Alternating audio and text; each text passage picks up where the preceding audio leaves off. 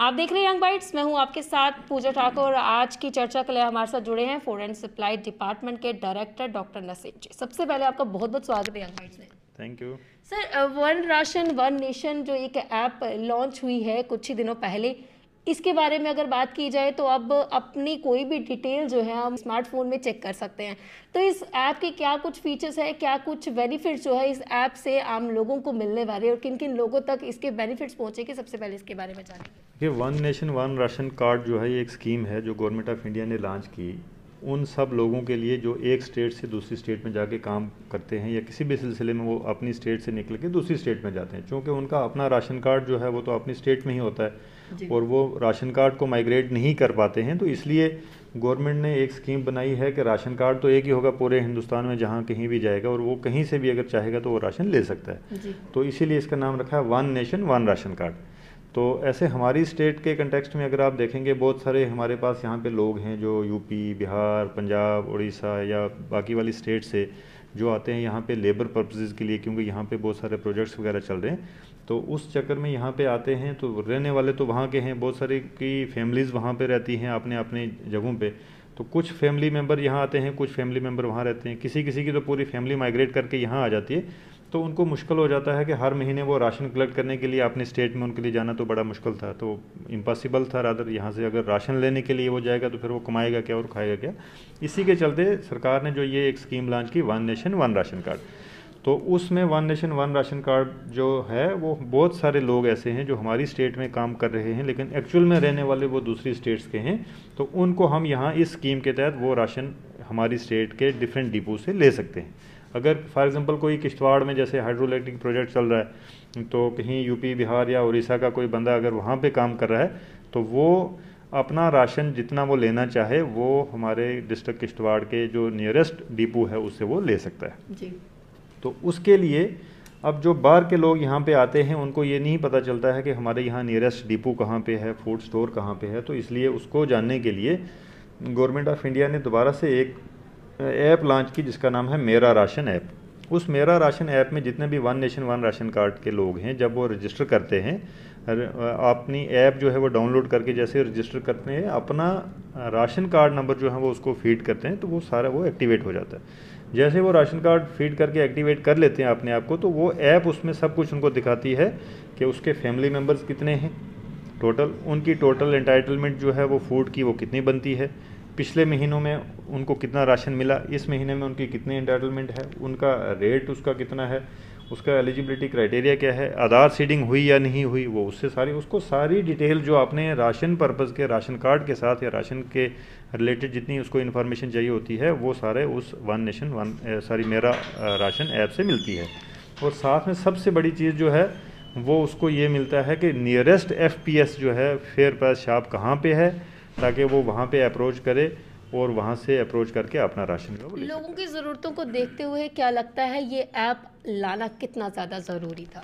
बिल्कुल बहुत ज़्यादा ही ज़रूरी था, क्योंकि वो लोग जो बाहर से जब आते हैं यहाँ पे या हमारे लोग कहीं यहाँ से बाहर जाते हैं या किसी भी एक स्टेट के दूसरे स्टेट में जाते हैं तो उनको ये नहीं पता चलता है कि हमने अब राशन कहाँ से लेना है, कौन सा फेयर प्राइस शॉप है, हमें कहाँ अप्रोच करना है, किसको अप्रोच करना है। तो मोस्टली जो ये क्लास है ये लेबर क्लास होती है, जब वो एक जगह से दूसरी जगह पे जाती है और राशन भी लेती है, मोस्टली लेबर क्लास है। तो इसलिए उनके लिए वो वैसे खोजना ऐप की मदद के बिना अगर वो देखेंगे ढूंढेंगे तो उनके लिए काफ़ी दुश्वारी होती है। तो इसलिए ये ऐप उनके लिए बहुत ही ज़्यादा कारआमद है, बहुत ही ज़्यादा फ़ायदेमंद है, क्योंकि अपने मोबाइल में ही बैठ के उनको ये पता चल जाएगा कि मेरा नियरेस्ट FPS कौन सा है और मेरी एंटाइटलमेंट कितनी है, मुझे कितना राशन मिल सकता है, और बाकी वाले जो फीचर्स उसको चाहिए, आधार सीडिंग है नहीं है, जो भी अपडेटेड इन्फॉर्मेशन उसको चाहिए वो सारी उस ऐप में मिल जाती है। तो इसलिए वो लोग जो एक जगह से दूसरी जगह चले जाते हैं काम के सिलसिले में, उनके लिए तो ये ऐप जो है ये बहुत ही ज़्यादा मुफीद है। कई लोगों से हमने बातचीत भी की, उनका यह कहना है कि उनको राशन कार्ड के लिए जो रजिस्ट्रेशन होती है उसमें काफ़ी ज़्यादा समय लग जाता है और साथ ही साथ आधार कार्ड लिंकेज में काफ़ी ज़्यादा प्रॉब्लम आती है। किस तरह से आप इसे देखते हैं? राशन कार्ड में तो समय ज़्यादा नहीं लगता, क्योंकि राशन कार्ड तो सबके हैं। जो हमारे यहाँ स्टेट की अगर बात करें, जितने भी लोग हमारे सेंसस 2011 में हैं उन सब के पास राशन कार्ड हैं। अब ऐसा है कि कुछ के पास पुराने राशन कार्ड हैं, उन्होंने अपडेट नहीं कराए होंगे, क्योंकि 2016 के बाद राशन कार्ड का सिस्टम चेंज हो गया। अब टिकट मिलती है, पहले एक हार्ड कापी एक मिलती थी, बुकलेट एक मिलती थी, अब ई टिकट है, बहुत सारे लोग हैं जिनके पास पुराना राशन कार्ड तो है लेकिन अपडेट नहीं करवाया। जब वो अपडेट करवाने के लिए आते हैं तो आजकल कंपलसरी है कि आधार नंबर सभी मेंबर्स का चाहिए होता है। तो इससे पहले ये था कि सब मेंबर्स का आधार कार्ड नहीं था, आधार नंबर नहीं था, तो जितने राशन कार्ड हैं उनमें से कोई एक मेंबर था जो खासकर हेड ऑफ़ द फैमिली, उसका आधार नंबर जो है वो फीड था। लेकिन अब कंपलसरी ये हो गया कि जितने भी मेंबर हैं उसकी फैमिली के, उन सब का आधार कार्ड चाहिए। अगर उसका राशन कार्ड एक्टिवेट नहीं हो पा रहा, उसका पहला रीज़न तो ये है कि उसने आधार कार्ड या आधार नंबर अपना नहीं दिया है सभी मेंबर्स का। जब वो सभी मेंबर्स का आधार नंबर देगा तो फिर उसका राशन कार्ड जो है वो एक्टिवेट तो हो जाएगा। लिंकेज जो नहीं हो पाता ये किस वजह से होगा? लिंकेज बिल्कुल हो जाती है। लिंकेज होने के भी डिफरेंट तरीके हैं। वो एफपीएस डीलर के पास अगर जाएगा तो वो भी लिंक करवा सकता है। अगर वो टीएसओ के पास आता है, तहसील सप्लाई ऑफिसर के पास, वो भी वहाँ से भी लिंक हो जाता है। अगर कोई डायरेक्टली एडी ऑफिस में आता है तो वहाँ से भी लिंक हो जाता है। लिंक होने के 2-3 तरीके हैं। तो लिंक होता है, लिंक होने के बाद कुछ टाइम लगता है उसको एक्टिवेट होने में, क्योंकि ये सारे एक्टिवेट जो होते हैं ये बैक एंड से होते हैं, और बैक एंड जो है वो एनआईसी करती है, और एनआईसी दिल्ली में है। एनआईसी दिल्ली से करता है, पूरे हिंदुस्तान से जब उनके पास चला जाता है तो उसमें 15 दिन से लेकर 1.5 महीने का टाइम लगता है। अगर 15 तारीख से, किसी महीने की 15 तारीख से पहले अगर उसने लिंक किया तो वो नेक्स्ट मंथ की 1 तारीख को वो एक्टिवेट हो जाएगा। वो इसका मतलब वो 15 दिन के अंदर अंदर या 20 दिन के अंदर एक्टिवेट हो गया। लेकिन अगर किसी ने 15 तारीख के बाद एक्टिवेट किया है, उसको लिंक किया है, मतलब 20 तारीख को किया है, तो उसको फिर अगले महीने में एक्टिवेट नहीं होगा, फिर वो उसके नेक्स्ट मंथ में एक्टिवेट होता है। एक उसको 1.5 महीना फिर तो कहीं ना कहीं ये कहोगे कि लोगों में पेशेंस लेवल जो है वो बहुत कम है, इस वजह से कहीं ना कहीं वो कंप्लेंट्स करते हैं कि हमारा नहीं हो पा रहा।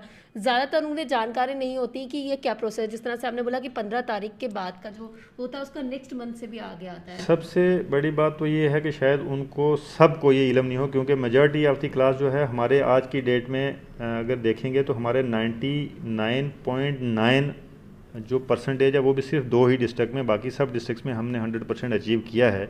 सिर्फ एक जम्मू का कुछ एरिया है, जैसे रूरल एरिया है, खासकर जो आरएसपुरा वाला ब्लॉक है, उसमें 99.9% है, और एक डिस्ट्रिक्ट उधमपुर के कोई 9 केस जो हैं वो पेंडिंग हैं। बाकी उसके अलावा हमारा सारा 100% लिंकिंग है। जो बीपीएल की बात, एनपीएचएच और एएवाई की बात करते हैं, जिसको हम आज तक बीपीएल बोलते थे, अब बीपीएल के 2 पार्ट हो गए। एक एएवाई है जो पोरेस्ट ऑफ द पोर हैं, और दूसरे हैं पीएचएच, प्रायोरिटी हाउस होल्ड जिनको बोलते हैं। उसमें से हमारी लगभग 100% आज की डेट में सीडिंग है, except 30 cases of RS Pura and 9 cases of district Udhampur. बाकी सारे हमारे आधार के साथ लिंक हुए हैं, उनको लिंकिंग में कोई प्रॉब्लम नहीं। यही वो तबका है जिसको राशन की सबसे ज़्यादा ज़रूरत होती है, और जो हर महीने हमारे से आके राशन लेके जाते हैं।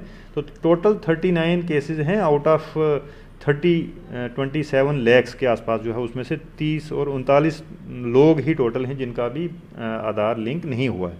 उस आधार लिंक ना होने का रीज़न ये भी है कि पिछले 5 साल से इन्होंने बहुत सारी रिक्वेस्ट करते भी रहे डिपार्टमेंट वाले, लेकिन तब भी इन्होंने अपना आधार नहीं दिया। अभी भी आधार बहुत सारे लोगों ने नहीं दिया। अभी भी जब ये आधार दे देंगे तो इनके आधार लिंक हो जाएंगे। आधार लिंक होने के लिए मिनिमम 15 दिन और मैक्सिमम 1.5 महीना, इतना पीरियड लगता है बैक एंड से इसको एक्टिवेट होने में।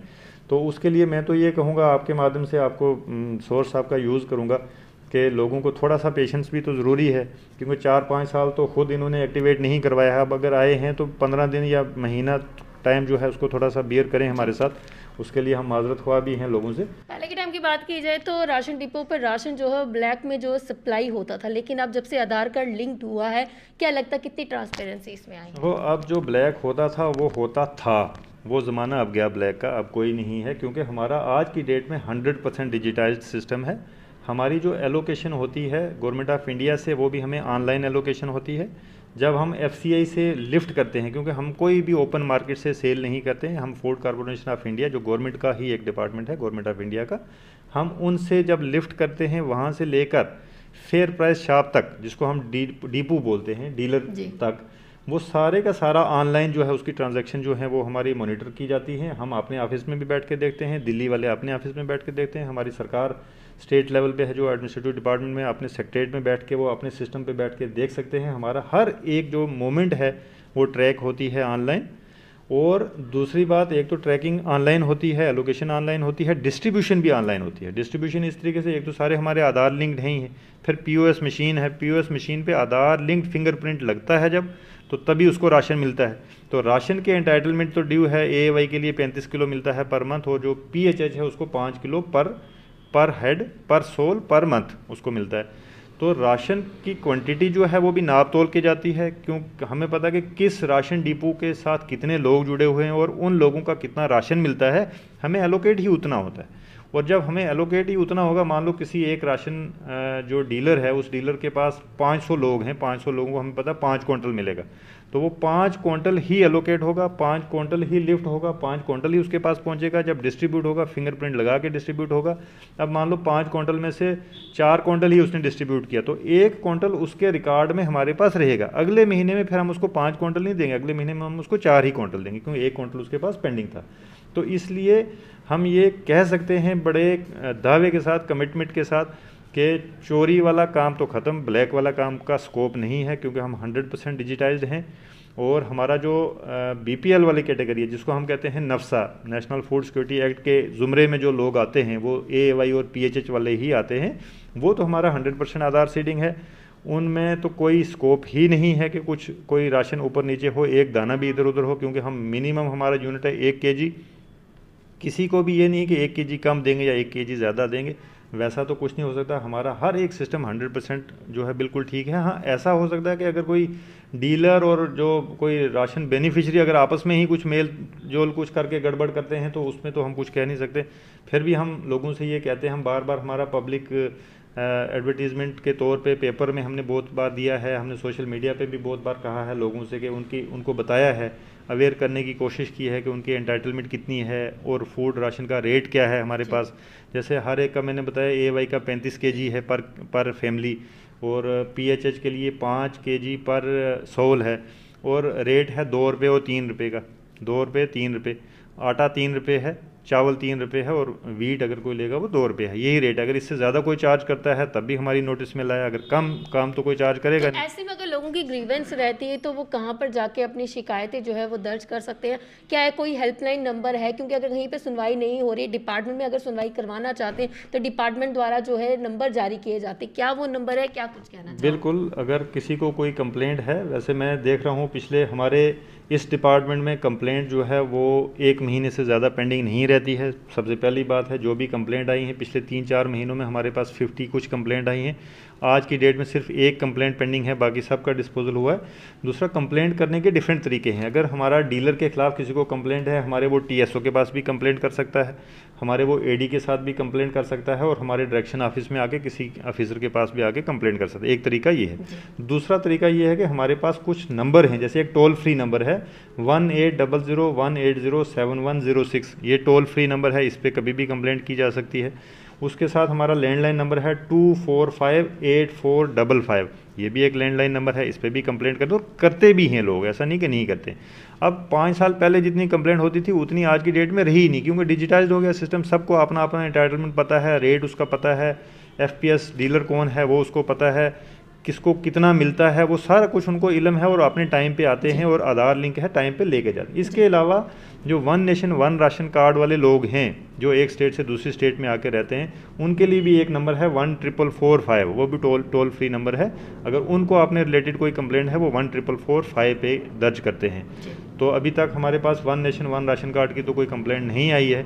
और साथ साथ में मैं ये भी बताऊं, हम इंडिया में 6ठे नंबर पे हैं 1 नेशन 1 राशन कार्ड की इम्प्लीमेंटेशन में, तो हमारे उसमें भी रिजल्ट्स बहुत अच्छे जो हैं वो चल रहे हैं। जी, बहुत बहुत धन्यवाद हमारे साथ जुड़ने के लिए। तो राशन कार्ड को लेकर देखा जाए तो पहले की बात की जाए और अब की बात की जाए, काफ़ी ज़्यादा बदलाव जो है डिपार्टमेंट द्वारा लाया गया है, गवर्नमेंट ऑफ इंडिया द्वारा लाया गया है। ऐसे में अगर फिर भी लोगों की कहीं ना कहीं अगर कुछ भी ग्रीवेंस रहती है तो जो इन्होंने टोल फ्री नंबर बताए हुए आप इस पर संपर्क कर सकते हैं और अपनी कंप्लेंट जो है वो दायर कर सकते हैं। अगले अपडेट लेकर फिर मैं हाजिर होंगी, तब तक के लिए आप देखते रहिए Young Bytes. Video journalist Rajiv Gupta के साथ मैं पूजा ठाकुर, यंग बाइट्स।